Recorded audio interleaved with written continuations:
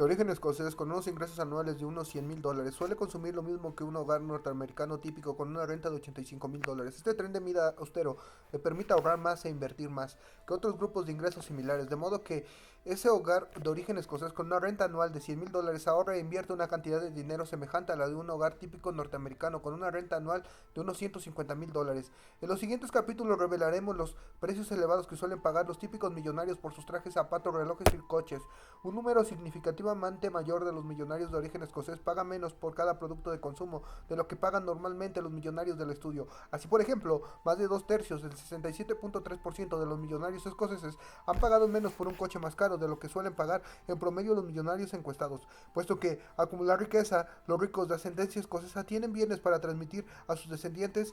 Nuestra investigación revela que los vástagos de estos ricos escoceses ya llegan a su juventud a ser económicamente y emocionalmente independientes, de modo que no suelen malgastar el patrimonio de sus padres. Los miembros del grupo de origen escocés han inculcado a las generaciones que les siguen sus valores de austeridad, disciplina, logros económicos e independencia financiera. Estos mismos valores son también característicos de la mayoría de los millonarios que se han hecho a sí mismos.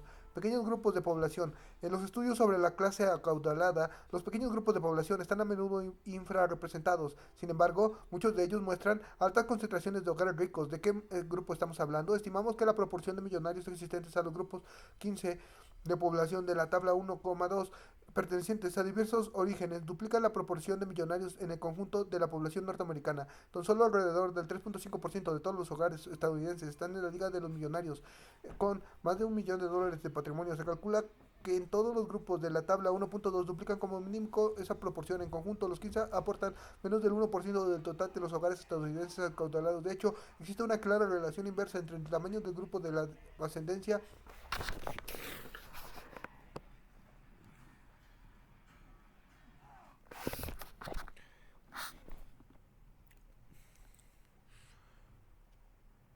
con numerosos comprenden en promedio proporciones menores de hogares millonarios que hay de los años en promedio de un miembro de estos grupos de ascendencia lleva viviendo en Estados Unidos, pues cuanto más tiempo llevan en el país, menos posibilidades hay que representen un porcentaje más que proporcional de millonarios. ¿Por qué? La respuesta está en que somos una sociedad basada en el consumo. Por lo general, cuanto más tiempo lleva un miembro perteneciente a un grupo de ascendencia residiendo en Estados Unidos, más probable es que esté adaptado a un estilo de vida consumista de este país. No estamos sugiriendo que ser un trabajador por cuenta propia norteamericano de primera generación garantice llegar a pertenecer a la categoría de millonario. La mayoría de los trabajadores autónomos estadounidenses nunca llegan a acumular ni tan siquiera una cantidad modesta de dinero. Lo mismo se aplica a la mayoría de los ciudadanos norteamericanos de primera generación. En la actualidad, 23 millones de personas de este país no han nacido en él. Es una gran aportación genética. Cabe destacar que un 12% de los 500 empresarios más importantes del país, según la revista INC, son norteamericanos de primera generación. Tabla 1,2. Los 15 grupos de ascendencia menores que son económicamente más productivos. Origen de los hogares que forman los grupos. Sería de esperar que sus hijos e hijas y nietos de esas personas alcanzaran de por sí mayores éxitos económicos, pero no es así. En los capítulos 5 y 6 hablaremos de las transmisiones económicas entre generaciones, pero permítenos que hagamos un inciso para explicarte por qué la generación siguiente es a menudo menos productiva económicamente que la anterior. Víctor y sus hijos. Tomemos el caso de Víctor, un exitoso empresario norteamericano de primera generación. Los empresarios como él suelen caracterizarse por su autoridad, su bajo estatus, su disciplina, su escasa propensión al consumismo, su disposición al riesgo y al trabajo duro. Sin embargo, ¿qué pasa después de estas maravillas genéticas alcanzan el éxito económico? ¿Qué enseñan a sus hijos? ¿Les animan a seguir los pasos del papá? ¿Acaso sus hijos se convierten también en contratistas de obras o de excavaciones, en distribuciones de chatarra o cosas así? Lo más probable es que no sean así, apenas lo hace uno de cada cinco. No, Víctor quiere que sus hijos tengan una vida mejor, los anima a pasar muchos años en la universidad. Víctor quiere que sus hijos se conviertan en médicos, abogados, contables, ejecutivos y profesionales de esa categoría, pero al animarlos de este modo, los desanima esencialmente a que sean emprendedores.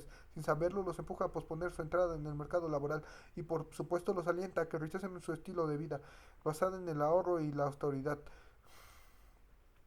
Víctor quiere que sus hijos tengan una vida mejor, pero ¿qué quiere decir exactamente con eso? Pues quiere que sus hijos tengan una buena educación y profesión socialmente más reconocida, con un estatus más alto y con mejor quiere decir también con mejores artefactos, buenas casas, coches de lujo, ropa de calidad, tarjetas de clubes privados. Pero Víctor ha olvidado incluir en su lista de deseos muchos de los factores que constituyen la clave fundamental de su éxito propio. No cae la cuenta de estar bien educado, tiene ciertos inconvenientes económicos. Los bien educados hijos de Víctor han aprendido que de las personas que pasan muchos años de la universidad y las escuelas profesionales espera que tengan un alto nivel de consumo. Hoy en día sus hijos no saben acumular riqueza, por el contrario de su padre, el trabajador autónomo, dueño de su próspero negocio. Sus hijos se han americanizado, forman parte de la generación hiperconsumista, la del empleo pospuesto. ¿Cuántas generaciones se necesitan para que un grupo de ascendencia formado por miles de personas como Víctor se americanice? Pues muy pocas. La mayoría de estos grupos pasan la categoría de Américo Medio en tan solo una o dos generaciones. Por ello, Estados Unidos se necesita un flujo constante de inmigrantes que tengan el coraje y la tenacidad de Víctor. Estos migrantes y sus descendientes inmediatos son necesarios para reemplazar a los Víctor de Estados Unidos, los actores de Toddy y Alex. Hace varios años nos pidieron que realizáramos un estudio sobre los millonarios de Norteamérica. Nos contrató Teddy, el vicepresidente corporativo de la filial de una gran empresa. Los antepasados de Toddy eran ingleses. Sus antepasados estaban en América. Desde antes de la guerra de la independencia, bastante después, fueron dueños de sus empresas siderúrgicos en Pensilvania. Toddy, descendiente directo, fue a una prestigiosa escuela secundaria en Nueva Inglaterra y posteriormente se graduó en la Universidad de Princeton, donde formó parte del equipo de fútbol. Toddy, al igual que muchas personas en este país, siempre habían creído que la gente rica lo era por herencia y que los millonarios tenían raíces inglesas. ¿Qué pasó con las opiniones de Toddy? Después de participar con nosotros en el macroestudio sobre los millonarios de Estados Unidos, la mayoría de los millonarios encuestados por Toddy lo eran de primera generación y además no eran de origen inglés. También la mayoría de ellos asistieron a escuelas públicas, conducían automóviles fabricados en Estados Unidos, preferían los bocadillos, el caviar y a diferencia de Toddy llevaban una vida espartana. La educación de Toddy recibió otro impulso adicional. Mientras estábamos realizando el estudio, se acercó a Toddy y a otros altos ejecutivos, un empresario llamado Alex, quien deseaba comprar la empresa para la que trabajaban. ¿Y quién era ese tal Alex? Su padre había emigrado a Estados Unidos antes de que él naciera. Él era el propietario de un pequeño negocio y el hijo de Toddy se había graduado de la Universidad Estatal. ¿Cómo es posible? Preguntó Toddy. A este siquiera comprar la empresa, respondió a la pregunta de forma sucinta. Los rusos son los mejores tratantes de caballos. Alex es un millonario hecho a sí mismo. Es el paradigma del éxito americano. Por el contrario, Toddy y otros como él son una especie de peligro de extinción. Algún día incluso puede que lleguen a extinguirse. Y eso es especialmente cierto para quienes pasen gran parte de su tiempo recordando cómo sus antepasados fundaron fábricas siderúrgicas hace ya mucho tiempo. Mucho sombrero y poco ganado, refiriéndose a todo lo que queda en la apariencia. Ahorro, ahorro, viven por debajo de sus posibilidades. La primera vez que entrevistamos a un grupo de personas con un patrimonio mínimo de unos 10 millones de dólares, la sesión resultó bastante diferente de lo que habíamos planeado. Nos habíamos contratado en una gran empresa multinacional de inversiones para que estudiáramos las necesidades de los individuos propietarios de un elevado patrimonio neto, para asegurarnos de que nuestros encuestados millonarios se sintieran cómodos. Durante la entrevista alquilamos un lujoso ático en el moderno barrio de East Side Manhattan. También contratamos dos chefs para que planearan el catering de lujo y efectivamente elaboraron un psicolabis con cuatro tipos de paté y tres tipos de caviar. Para acompañar el agape, sugieron una caja de extraordinario vino de Burdeos y otra de maravilloso Cabernet Sauvignon. Preparados con lo que creíamos que era el agasajo, esperamos con entusiasmo la llegada de nuestros futuros encuestados millonarios. El primero en llegar fue un individuo al que llamaremos señor Bob. Ese hombre tenía 69 años y era un millonario de primera generación, propietario de varios inmuebles comerciales en el área metropolitana de Nueva York. También era el dueño de dos empresas. Por su aspecto nadie habría pensado que tuviera un patrimonio de más de 10 millones de dólares. Vestía un traje de lo más normal, incluso algo gastado y con sobre todo. No obstante, queríamos que el señor Bott supiera que estábamos al corriente, que supuestamente comían y bebían los multimillonarios norteamericanos, de modo que después de presentarnos uno de nosotros, le preguntó: señor Bott, ¿puedo ofrecerme una copa de vino de Burdeos de 1970? El señor nos miró con asombro y nos dijo: solo bebo whisky y dos tipos de cerveza sin alcohol y Budweiser. Disimulamos nuestra conmoción mientras digeríamos el significado del mensaje que nos estaba dando nuestro primer multimillonario.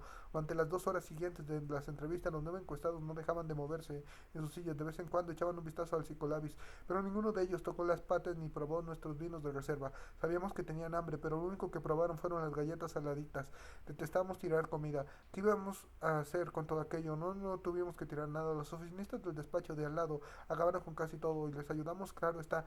Según parece, la mayoría de nosotros éramos unos gourmets, pero ninguno de nosotros era multimillonario. Una fundación para crear riqueza. Hoy en día Sabemos mucho más acerca del estilo de vida de los ricos cuando actualmente entrevistamos a los millonarios, les ofrecemos una psicolabis mucho más ajustados a su estilo de vida. Les invitamos a cafés, refrescos, cerveza, whisky durante las sesiones de la tarde, algunos sándwiches. Por supuesto, les pagamos entre 100 y $250 cada uno. De vez en cuando ofrecemos también algunos incentivos adicionales. Muchos de los encuestados eligen un grande y costoso oso de peluche como uno de los regalados no monetarios. Nos dicen después que a su nieto o nieta le encantó el oso. Es lamentable que hayan personas que juzgan a los demás por lo que comen y beben, o por cómo visten o por los coches que conducen, pero ellas, las personas acaudaladas, tienen gustos excelentes, pero en realidad es más fácil adquirir bienes de consumo que detonan superioridad y ser realmente superior en cuanto a remordimiento económico. Gastar y tiempo y dinero intentando parecer superiores tiene un resultado predecible, a menos económico. Que tres palabras definen el perfil de millonario: ahorro, ahorro, ahorro. El diccionario define a una persona ahorradora como alguien que evita un gasto o consumo excesivo. Lo opuesto a ahorrar es derrochar. Definimos el derroche como un estilo de vida marcado por el despilfarro y el consumo desmesurado. Ahorrar es esencial para crear riqueza. Sin embargo, con demasiada frecuencia la prensa popular y sensacionalista aupa a los grandes consumidores. Los medios nos bombardean.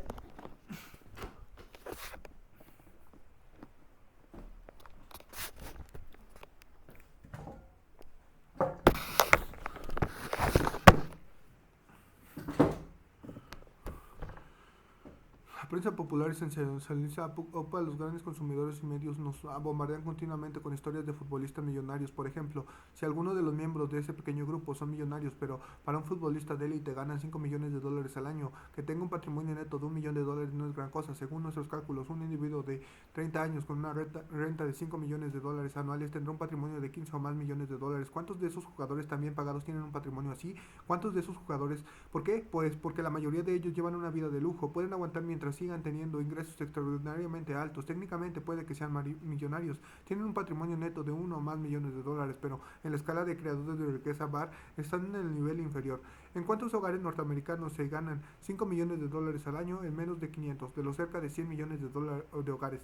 Eso viene a ser uno de cada 20.000. La mayoría de los millonarios nunca ganan una décima parte de los 5 millones de dólares al año, ni llegan a ser millonarios hasta los 50 o más. La mayoría son ahorradores o muy poco han llevado una vida de hiperconsumo y han sido millonarios al mismo tiempo, pero el estilo de vida lujoso, de alto standing, es lo que vende, es la prensa y en la televisión a los jóvenes se les adoctrina a que se les consigna: quien tiene mucho despilfarra mucho, y si no lo demuestras es que no lo tienes. ¿Te imaginas a los medios fomentando el estilo de vida austero del millonario americano medio? ¿Cuál sería el resultado? Pues bajaría la audiencia televisiva y el número de lectores de prensa, porque Estados Unidos, la mayoría de las personas que atesoran riqueza son gente que trabaja mucho, es ahorradora y huye del glamour.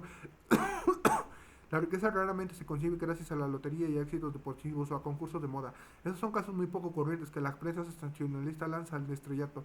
Muchos estadounidenses, especialmente aquellos que pertenecen a la categoría MAN, saben que hacer con el incremento de su patrimonio, gastarlo, necesitan una gratificación inmediata. Para ellos, la vida es como un concurso. Los ganadores reciben dinero rápido, regalos ostentosos. Los espectadores de esos concursos empatizan enormemente con los concursantes.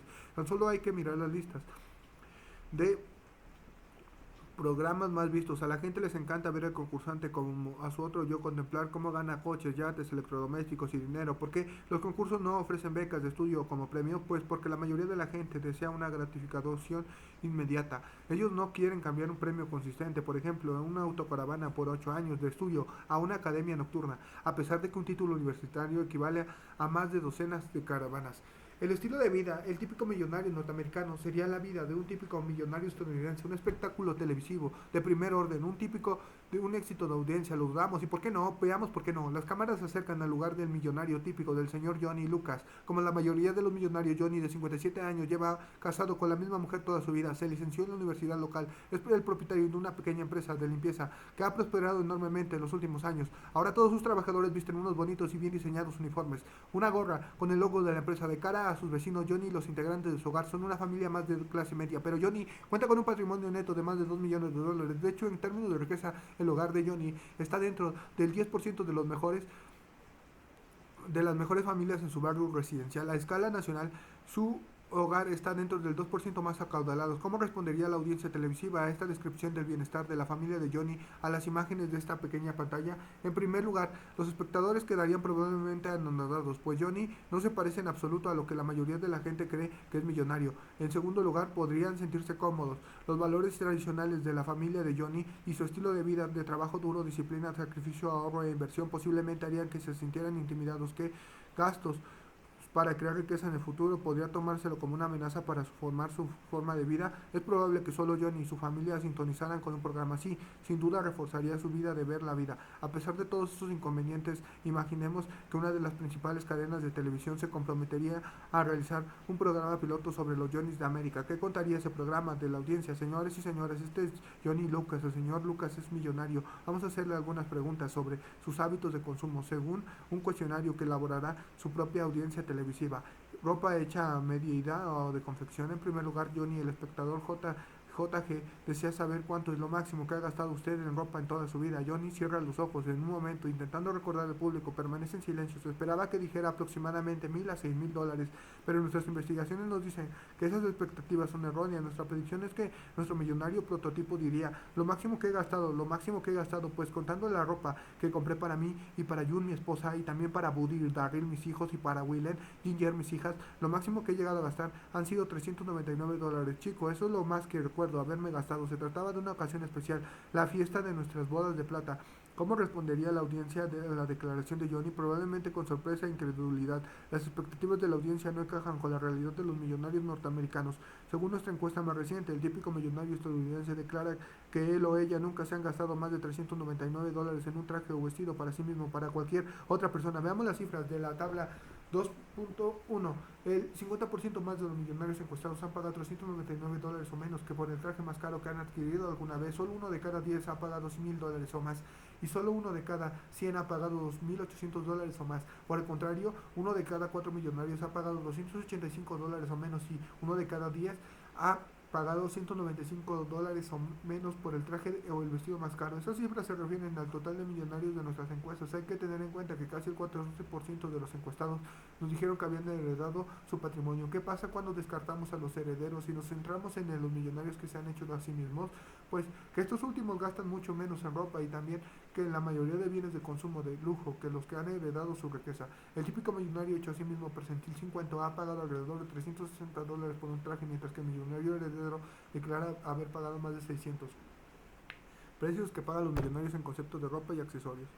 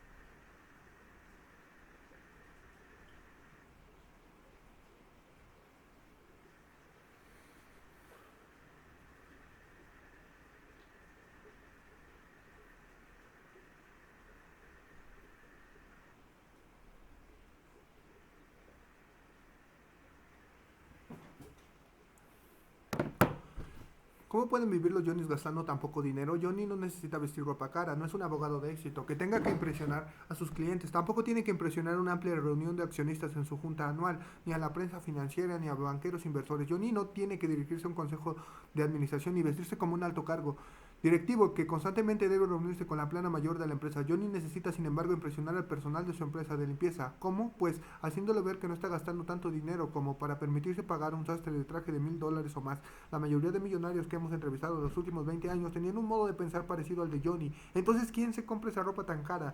Nuestro estudio ha revelado esta interesante correlación. Por cada millonario que tiene un traje de $1,000, hay al menos 6 propietarios de ese tipo de trajes que perciben unos ingresos anuales de 50,000 o $200,000, pero no son millonarios. Sus hábitos de compra sin duda tienen algo que ver con el hecho de que no sean ricos. ¿Quiénes son estas personas? Por lo general no son propietarios de negocios, sino directores de empresas, abogados, especialistas en marketing, empleados en comerciales y médicos.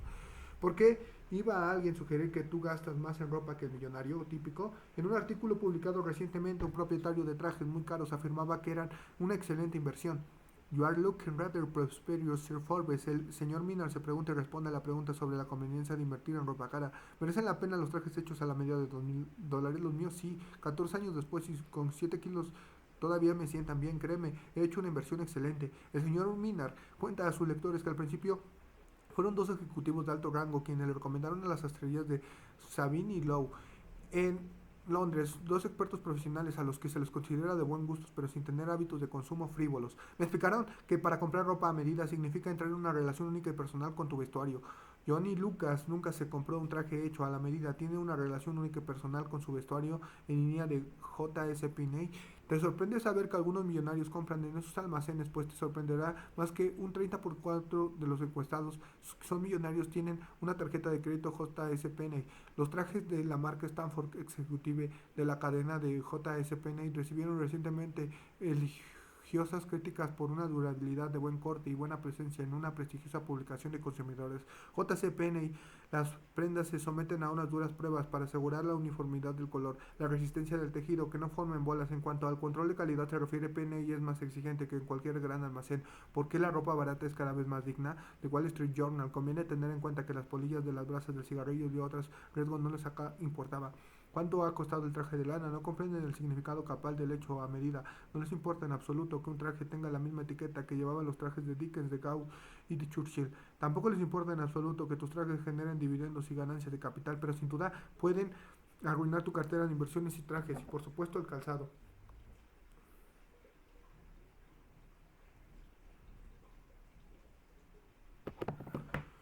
¿Qué tipo de calzado? La audiencia televisiva, en el supuesto que yo ni siquiera viendo el programa, volviera a sorprenderse con su respuesta. Johnny, como la mayoría de los millonarios, no se compra zapatos caros. Aproximadamente como la mitad de los millonarios encuestados nos dijo que nunca había gastado $140 o más por un par de zapatos. Uno de cada cuatro se había gastado más de $1,000, $100. Solo uno de cada 10 se había gastado $300. Entonces, si son los millonarios que mantienen el negocio de los fabricantes de calzado caro, sin duda los millonarios que compran zapatos caros, pero cada millonario paga el precio más alto por un par de zapatos de $300 o más.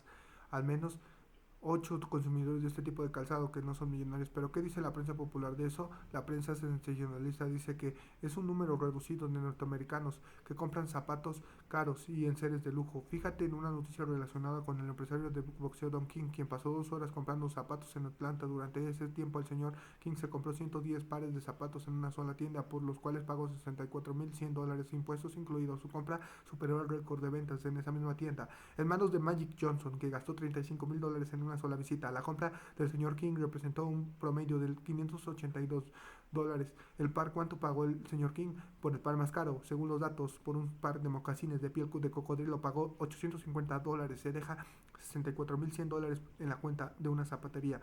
Observa que solo el 1% de los millonarios de nuestra encuesta pagó $67 o más por un par de zapatos. El gasto del señor King en unos zapatos de piel de cocodrilo es algo poco común incluso entre millonarios. No obstante, a los medios de comunicación populares les encanta hacerse eco de esos extraños y dispendios.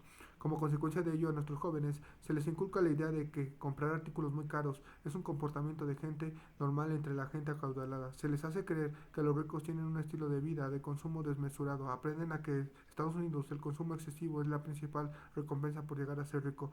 ¿Por qué se ignora a Johnny Lucas y en cambio al señor King aparece en los titulares o en los periódicos? Los hábitos de consumo de Johnny son rutinarios, cotidianos. Sus recompensas son más tangibles de tener independencia económica y disciplina y ser buen padre de familia, un buen marido y el padre de unos hijos bien disciplinados. La última oportunidad del señor Lucas, aún a quien siga atento al programa de televisión que hemos propuesto sobre el típico millonario norteamericano, es posible que Johnny Lucas pueda atraer la atención y recuperar la audiencia perdida. Johnny Lucas, el propietario acaudalado, es muy puntual, nunca llega tarde a ninguna reunión y cada día acude al trabajo de las 6:30 de la mañana. ¿Cómo lo hace? Debe ser gracias a su reloj de pulsera. Usa un reloj caro. A estas alturas quizá hayas acertado la respuesta y una vez más la audiencia se sentirá decepcionada. La mitad de los millonarios encuestados nunca se han gastado en toda la vida más de $235 en un reloj, una pulsera. Uno de cada 10 ha pagado más de $47 por uno, mientras que uno de cada 4 ha pagado $100 o menos. Es cierto que hay millonarios que se compran relojes muy caros, pero son una minoría. Incluso entre millonarios, solo un 25% de los encuestados ha pagado $1.125 o más. Uno de cada 10 ha desembolsado $3.800 y uno de cada 100 se ha gastado $15.000 o más. Estamos seguros de que Johnny se disculparía ante la audiencia televisiva por sus gustos tan vulgares en ropas y joyas, pero también estamos seguros de que definiría también su postura con estos comentarios. Vivo en una buena casa, pero no tengo hipoteca. Las universidades de mis hijos tenía ya pagadas, incluso antes de que empezara la carrera. Lamentablemente la historia de Johnny, incluida su disculpa, nunca llegarán a los medios de comunicación. Los escasos Johnny y Lucas, ¿por qué tan pocos ricos en Estados Unidos? Ni siquiera la mayoría de los hogares en unos pocos ingresos de 6 cifras son ricos. Esas personas tienen un modo de pensar diferente del que Johnny y Lucas piensan que gastar mañana mismo el dinero que ganan hoy. Son propensos a contraer deudas y a subidas de la noria del ganar y consumir. Para muchas de ellas, quienes no hacen ostentación de abundantes y magnificantes posesiones materiales que no tienen éxito y rehuyen a toda ostentación, como Johnny Lucas, están por debajo de ellas en la escala social. No es probable que Johnny Lucas sea muy estimado por muchos de vecinos.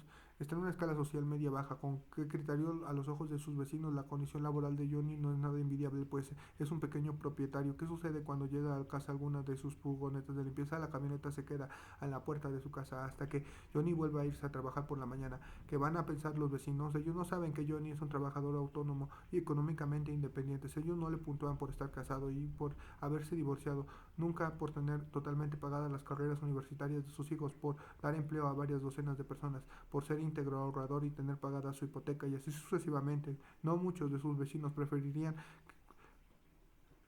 que Johnny se fuera del barrio. ¿Por qué? Pues tal vez porque ni él ni su familia tienen aspectos de ricos o no se visten como ricos, ni conducen coches de ricos, ni tienen aspecto prestigioso.